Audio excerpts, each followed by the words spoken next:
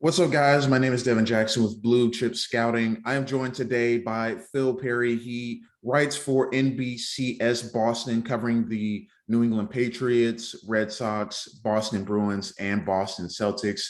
So, Phil, how you doing today, man? Thanks for coming on and doing this Patriots mock draft for me.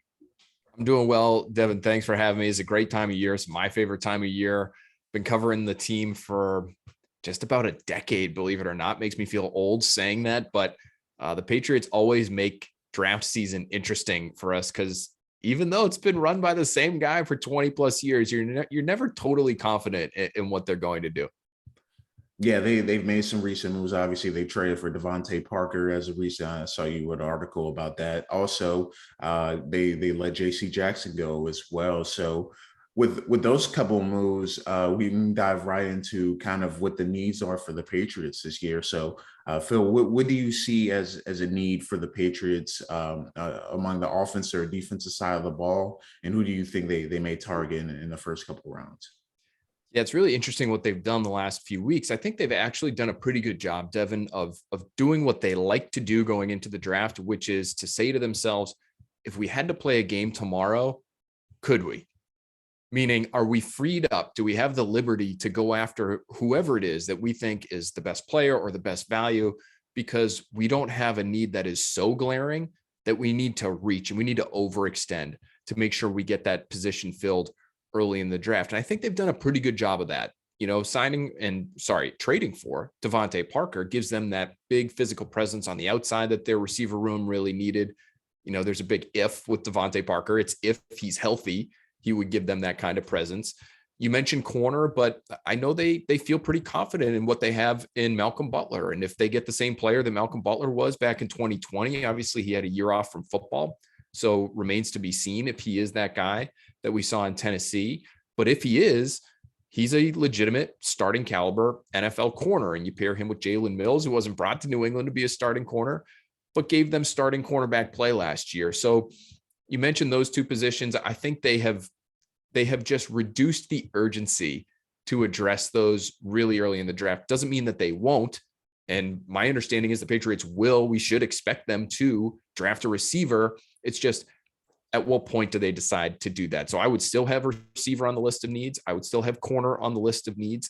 I would have offensive tackle on the list of needs for them, Devin, and I would put guard in there as well. That's not a position necessarily that you have to address with the number 21 overall pick if you're Bill Belichick, but it is a position that you want to make sure you have shored up because that's really the one spot on the roster right now where they are lacking a starter. They have one starting caliber guard in Micah Wenu, but they don't have a second. So that's a spot they're going to need to address too. Yeah, plenty of needs that the Patriots still need to address. Obviously, come off the season, they did go to the playoffs and with a new star, Mac Jones. So as you identified, another weapon for him out at receiver is what you're looking for. So without further ado, we can go ahead and get started with the mock draft. We're going to use the PFF simulator. Can you see my screen, Phil? I can. Awesome. So let's do it. We are going to pick for the New England Patriots, kind of talk through some of the picks that are being made. So start the draft off here. And it's going off quickly. And looks like right before we made the pick, Jameson Williams went off the board. So as you mentioned, we want receiver, a tackle, and possibly a defensive back at 21 as our first pick here. And here's a look who's on the board. Got Bernard Ryman here at the top of the board. Got David Ojabo a little further down. Andrew Booth Jr. And receiver-wise, they do have Treylon Burks still on the board as well. Sky Moore. And we can kind of filter by position. And this is who I have available at receiver, Treylon Burks, Sky Moore, Jahan Dotson, and then also get a look at tackle as well, Raymond Penning in the mix as well. Is there a particular player that you see on the board here that is standing out to you? Man, there's a bunch that I'm interested in personally, and this does feel like, honestly, Devin, if I'm Bill Belichick, and I feel pretty good about a couple of the tackles on the board. I'm seeing a couple corners on the board that I still like. You mentioned Traylon Burks, who I think would fit really well in New England and sort of give them maybe that playmaking receiver of the future that they need. A guy who's pretty versatile as well. You could use him inside and out. The Patriots like that kind of, dynamic player offensively. But instead of trading back, because I would be worried that you might miss on one of these guys, I'm going to look at this tackle spot because in order to get a really good one, we know those guys are off the board typically in the first round. And I would hate to trade back and miss out on the opportunity at either Penning or Raymond. Those are the two guys that I'm zeroed in on, both great athletes, both good size. Raymond's really interesting to me because he only just became a tackle. He became a tackle during COVID, essentially. So he was a tight end, adds a bunch of weight. He's a great athlete, but he even looks technically already pretty proficient for somebody who is so new to the position. So you don't even know where the ceiling is on that guy. But the pick I'm going to submit right now for the Patriots is Trevor Penning from Northern Iowa. I just think his combination of the nasty demeanor that he has on the field that we saw even at the Senior Bowl, you think you're going to an all-star game as a college senior and you're just going to show off what you can do in terms of your skill set. Maybe you're a pass rusher. And then you have to go up against Trevor Penning and he's just dead set on throwing you to the ground time and time again. I like that. I think the Patriots would appreciate that. He's got great size. He's an elite athlete himself. The competition level, we know, not amazing, but to go to the Senior Bowl and play the way he did, I think shows that he's a pretty big time player. And so I feel really comfortable if I'm the Patriots getting my left tackle of the future and Trevor Penning right there. And I think Devin, he even could sub in. They have Trent Brown. They have Isaiah Wynn. Both those guys have dealt with a number of injuries in their career. So that's another reason why I would look at tackle early in this draft, because odds are that guy's going to need to play at some point, even if he's not necessarily maybe your week one starter at tackle. So I like the Penning pick there for the Patriots. Absolutely. So first pick we make here in this mock draft, the 7 picks for the New England Patriots is at 21. We select Trevor Penning. So now we're back on the clock at 54. And once again, you said receiver and DB are still needs for the team. So we can take a look at who's available here. This is a look at the receivers. You got Jalen Tolbert, Justin Ross, Christian Watson still on the board, Alec Pierce, John Mechie, Khalil Shakir, and going to take a look now at the DB position as well. Got Martin Emerson, Marcus Jones, Zion McCullum, Cordell Flatt, Cam Taylor-Brill. So it looks like the cornerback side of things starting to go off the board pretty quickly. Starting to thin out there. Yeah. Starting to get a little scary there at corner. How about edge, Devin? Can we look at the edge really quickly? Because, I know I didn't mention that off the top, but, they have Matt Judon, who they love, and he's under contract. He's getting paid. Outside of Judon, it's a little thin. They do have Josh Uche, who they have high hopes for. They have Ronnie Perkins, who they drafted in the 3rd round last year. So they have options. I'm just not sure they know exactly what they have in those other two guys. Although it looks like the edge class is thinned out here too. I know it's one of the deepest positions, when you're talking about the 1st round, maybe the top half of the 2nd. And I do like the idea of Kingsley Enagbare from South Carolina because he was so productive in terms of his pressure production in the SEC. So, Bill Belichick would really respect that. But I'm going to have you flip back to the receivers because those guys are really talented, some of those guys that are still left. And I think the name that I'm going to choose here, this is difficult for me, right? Because you have your classic X receivers and Christian Watson and Alec Pierce right there that I think both would be Patriots fits. Both are in their own rights freaky athletes. But if you're hoping Devontae Parker is that guy for the next 2 years, how do you make both of them work? I think you could. I'm actually going to scoot down, and I'm only because I would be a little bit concerned that maybe he doesn't last to you in the 3rd round. And maybe you package some picks together and you trade up from where you are in the 3rd round. But let's go with John Mechie here. You get a Nick Saban guy. Nick Saban absolutely loves John Mechie. He is everything that Nick Saban believes a receiver should be. And we know Bill Belichick and Nick Saban share a brain. And so I'm not sure I would do that. I probably myself, Devin, if it was me picking for the New England Patriots, I'd probably go with a Watson or a Pierce and just bank on that upside. But Mechie could be your slot of the future. He's tough. He'll block. You might be looking at just looking at the Patriots roster right now. Their slot receiver right now is Jacoby Myers. He's in a contract year. He just re-signed as a restricted free agent, but he'll hit unrestricted free agency next year. If he has another 80 catch year or something this year, he might be, hitting the market and seeing more money from other teams than the Patriots are willing to pay. So maybe Mechie is able to play a little bit for you this year once he comes back from the ACL, and then he slots in as your slot in 2023 and moving forward. He also has that nice, he's not quite Jamar Chase. We know that, right? But he has that chemistry factor with Mac Jones. He's really the one receiver in this draft class that I think is really draftable. You could say Slade Bolden too, but he's the one receiver in this draft class that already has a little built-in something with Mac Jones. Yeah, played with him last year, obviously, before Mac Jones was selected in the first round to the New England Patriots last year. So I like the pick, actually. I think Mechie, I think he's a bit underrated in this receiver class because of his injury. I think he will be a little bit higher on people's boards. Injury aside, I think he was played beautifully alongside Jameson Williams, who was getting all the hype and buzz from Alabama. So I love the pick here. So Trevor Penning, and then second round, you go and get John Mechie III from Alabama. All right, third round pick now. I pick 85 for the Patriots back on the clock. Got receiver, got offensive tackle. I'm sure you'll be looking edge or maybe defensive back. So I'll give you a look at what's on the board for both of those.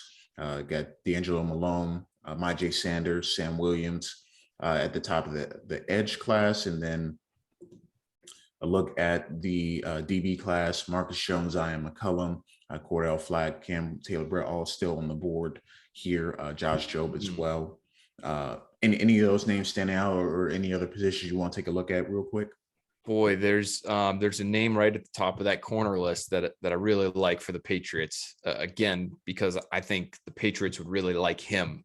And reportedly, he's visiting the Patriots as one of their 30 visits. It's Marcus Jones out of Houston. I think they would love this guy. He's undersized. We know that, 5'8", but a great athlete. To me, when you're seeing Jalen Waddle and Tyreek Hill twice a year for the foreseeable future, he could factor into your plan in terms of covering those guys because the short area quickness is so good. He'll help you on special teams, which we know Bill Belichick loves. He's even played some receiver. So Bill Belichick's not beyond trying those guys on both sides of the ball here too, Devin. So Marcus Jones to me is a guy who has so much versatility that he feels like a Patriots fit. If Bill Belichick can get away with, essentially manning 2 roster spots or 3 potentially with one player, he's going to love that. And I think he'll really like Marcus Jones. It just feels like he's got great instincts in the secondary. He's able to make plays on the football. He could be, Jonathan Jones is their guy in the slot for right now, but I could see him eventually being their slot corner of the future. I think he's a really good athlete. And again, I think with some of those smaller receivers, those water bug types in Miami, you've got to have guys that match up well with them. And to me, he could be part of that plan. Yeah, it's funny enough. I actually watched Marcus Jones last night, and I was watching him and Logan Hall both. And Jones, man, he did it from the slot, did it from the outside corner. Obviously, it's a great returner as well on the special teams game. And like you said, he played receiver too, so he did a little bit of everything at the University of Houston program. So once again, a nice versatile player to bring in and be able to play right away on special teams, and then let him develop in the defensive side of the ball as well. So Marcus Jones' third round pick. Now we're back in the fourth round with the New England Patriots at 127. Which direction do you want to go here, or is there a particular direction you want to go? And I didn't love what was left from the edge class there, so I might just continue to pass on that. They still could use a starting guard. I've got Penning as sort of the tackle of the future, and maybe he could play on the interior. Alec Lindstrom there is somebody that I know, being a local guy, is somebody that people with Patriots ties really respect. Somebody who's a hard worker, somebody who's going to be able to pick things up in the Patriots system pretty quickly. You know what, though? I might actually, because I saw his name before, I might have you scoot back to the tackle list, Devin, and we'll just say we'll play this guy at guard. How about Zach Tom from Wake Forest? Because they drafted Justin Herron a few years ago out of Wake. I think they like that program. If you're athletic enough and you're smart, I think he's both of those things from everything I understand.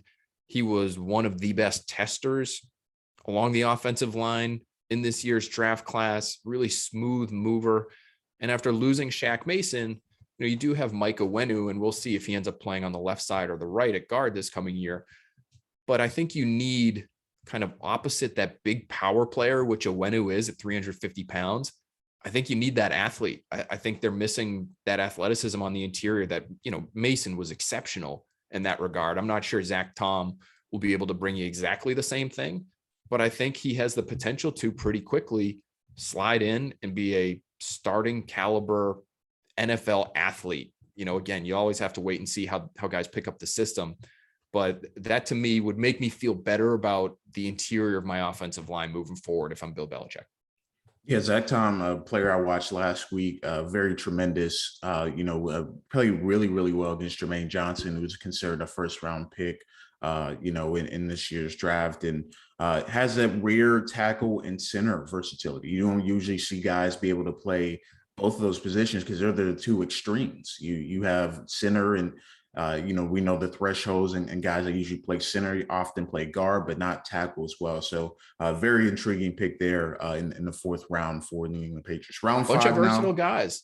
Bunch of versatile guys between Jones and Tom, even Mechie, I think could play inside and out a little bit if he needed to. So this feels like a Patriots draft to me. I think we're on the right track here, Devin. Absolutely. So pick round 5, pick 158 here for the New England Patriots. Things starting to thin out a little bit. You did say you still want to possibly look at edge. We'll see who is on the board here still, in the 5th round. And here's a look. Got Dominique Robinson down there, Isaiah Thomas to possibly join his teammate, Ronnie Perkins from last year. Jeffrey Gunner as well, a few other names a little bit further down the list, probably a little bit later in the draft. And I'll just give you a look at the board just in general, who's the best available here. So just let me know if any of these names starting to stick out to you or in particular. Well, I do like Kyle Phillips as a Patriots fit because he played for Chip Kelly, super productive for, again, this is another Bill Belichick buddy, right? And we know Bill Belichick likes to dip into those programs where he has those kinds of relationships. But I'm wondering if that's overkill at that spot. You just drafted Mechie. You already have Jacoby Myers, who looks like he'll be here unless, they feel like they can move him. If they were to see Phillips and say, hey, he's just too good a player. He's too good a fit for us. We have to take him here. Let's figure out something to do with Jacoby Myers. But I don't see them going in that direction. Let's do this, Devin. This is going to be a weird one for you. Let's look at what we've got for special teamers here. Let's go to the special teams list for PFF because the 5th round is the special teams round for the New England Patriots. If you go back through their history, Joe Cardona, Jake Bailey, Zoltan Mesko, even Matthew Slater was a 5th round pick. They actually went a stretch of about a decade where I think they picked in the 5th round only once or twice. It feels like they're always dealing away 5th round picks. I think because they view them as about as valuable as 6th and 7th rounders. But if other teams value them more than that, then they're happy to give them away. Let's go with the punter here. Let's go with Matt Araiza and just say this is going to be their guy moving forward. Listen, lefty punter, one of the best punters in the history of college football, I think it's safe to say, can flip the field in a blink. He tackles, he covers kicks, Devin. I mean, the guy feels like he's built to be a Patriot. The Patriots would have to figure out something to do with Jake Bailey. They'd probably try to spin him off in a trade for probably a day 3 pick back or something along those lines. But maybe there's a Patriots related program out there that's willing to take Jake Bailey. But he's making a pretty good salary. I actually looked at Jake Bailey as somebody who was a potential trade candidate or even cut candidate just because he made the Pro Bowl a few years ago and that bumped his base salary way up for this year. And I'm just not sure Bill Belichick, even though he likes his punters, I'm not sure he likes to pay his punters, Devin. So this feels like a Belichickian kind of move to me to go with the best punter in the draft. Yeah, funny enough, I covered the Mountain West prospects this year, and I remember just watching the games. He would just boom 80, 90-yard punts like it was nothing, and I was just like, wow. I mean, the funny thing is 2 of the best punters in this draft are both from the Mountain West because Ryan Stonehouse as well. He was moving things pretty far as well. So it was fun watching those two guys punt the ball, and they're getting legitimate buzz in the fourth and fifth round. So it just shows you how valuable punters are in this day and age too. No doubt, no doubt. Yeah, I'm wondering if Ariza, I think I mispronounced his name the first time around. I wonder if Ariza will even be available in the fifth round. Maybe if they do really want him, they'd have to get him in the fourth. So that'd be interesting. If there's a coach in the league who's willing to do it, I bet it's Bill Belichick. So we've got another fifth rounder here, right? They had a couple of those. And let's see. You know what? I actually see a name that I really like, and I think this is sort of an underrated spot. It's not the edge for the Patriots, but I do think they could use a defensive tackle and somebody on the interior who has the potential to eventually fill in for Lawrence Guy, who's probably closer to the end than the beginning. Somebody who could kind of complement Devon Godshaw, who they paid in free agency last year, but I think he was a little bit of a disappointment, quite frankly, in terms of what he was able to produce for New England last year. They had a heck of a time trying to stop the run last season. So I played around with the idea of drafting Kyle Phillips out of UCLA for the last pick, but instead let's grab his teammate, Otito Ogbonnia, who I know had a nice East-West Shrine week, talking to people that were down there scouting that game. 325-ish pounds, I think is about what he checked in at, and just feels like the kind of player who could, help you in a variety of different ways. But if you're looking for somebody that, can help you control a run game, it feels like he has that frame. And again, you'll have a good, I'm just seeing Marquand McCall go off the pick before this next pick we're about to make for the Patriots. That's another name I probably would have considered. SEC guy who's closer to 340 pounds, that true nose tackle that Bill Belichick likes. But I think Ogbonnia could really fit in well here in New England with what they like to do defensively. For sure. So two more picks here, 200 and 210 for the New England Patriots to wrap up their draft class. And you just going best pick available here for the New England Patriots, or is there still maybe one or two positions you still want to address something towards the draft? Yeah, I do like looking at the running backs, and there's a name that's going to be pretty far down the list, I think, Devin. But Greg Schiano, let's go back again. So now we've got a Chip Kelly player. We've got a Nick Saban player. We've got to get a Greg Schiano player, because that might be, outside of Nick Saban, might be Bill Belichick's best friend in coaching. And so I think we should go with Isaiah Pacheco here. I think it's actually Isaiah Pacheco is the correct pronunciation. But this guy blew up at the combine. I mean, he ran in the 4.3s. He's a big body, 215-ish pounds. Schiano called him the toughest running back he's ever coached. So that kind of review, I think, it would go a really long way for Bill Belichick. We know they were all over that Rutgers pool back in the day when Schiano was there for his first run that dries up while Schiano's gone, but now Schiano's back. And I think Bill Belichick is really going to lean on his advice heavily. And, the other reason I would look at running back, even though it looks like the Patriots are set there, is because I think they would be open to hearing offers, at least on Damian Harris. Damian Harris in the last year of his rookie deal, my understanding is they would have been open to some offers had they been able to sign Leonard Fournette, who they were really interested in signing as a free agent this offseason. And so I think they are going to be looking at that running back spot. We know they like to have a couple of big guys on the roster when they can. They'll have Ramondre Stevenson for the foreseeable future. Damian Harris, will he be here for his second contract? I don't know. And if the Patriots can get a pick for him by moving him, if they feel a little bit better about the depth in their running back room, I think they would at least listen. They would be open to it. They like Harris, but we know the history at that position and how long those guys last. So I could see them really addressing that running back spot at some point in the draft here. Absolutely. Final pick here in our mock draft here on Butcher Scouting's YouTube page with Phil Perry. Where do you want to go with this last pick for the New England Patriots? You've hit quite a number of positions in this draft, and is there one final pick you want to make here that can, we know 7th-round picks aren't always guys that make the roster, but maybe someone that can push someone ahead of them or compete for a roster spot here. Yeah, and you're just trying to jump the line, right, in terms of the priority free agent guys. And there's one name, we've already addressed this position with the Zach Tom pick a little bit earlier. And so maybe you feel safe there, but there is a player that I think should garner a little bit more interest. I'm not sure he will be drafted, but what he did at Georgia's Pro Day is enough, in my opinion, to get him drafted, at least in the 7th round. And it's Mercer's Jason Poe.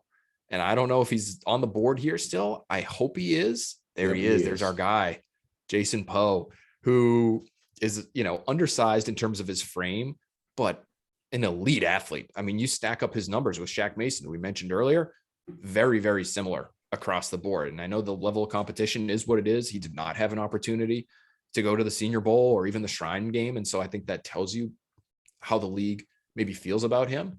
But again, you show up to Georgia's Pro Day and it looks like you're one of the best athletes on the field with guys like Jordan Phillips and Trayvon Walker. I mean, that to me is draftable. And so let's go with Jason Poe here. And you feel a little bit better about the interior offensive line depth, which is going to be important for the Patriots. They have a pocket passer, right? So, you got to make sure that that middle portion of your protection is shored up so that when he gets edge rushers coming at him, he's not going to be able to elude them the same way a Mahomes or a Josh Allen can. He's going to have to step up. And if he's got no room to step up, it's going to be really difficult for him to survive back there. So I like that Poe pick as somebody who's probably an undrafted free agent in reality, but you use that 7th round pick or 6th round pick, late 6th round pick to make sure that you go get that guy. And he's a great athlete, small school. The Patriots have done that before.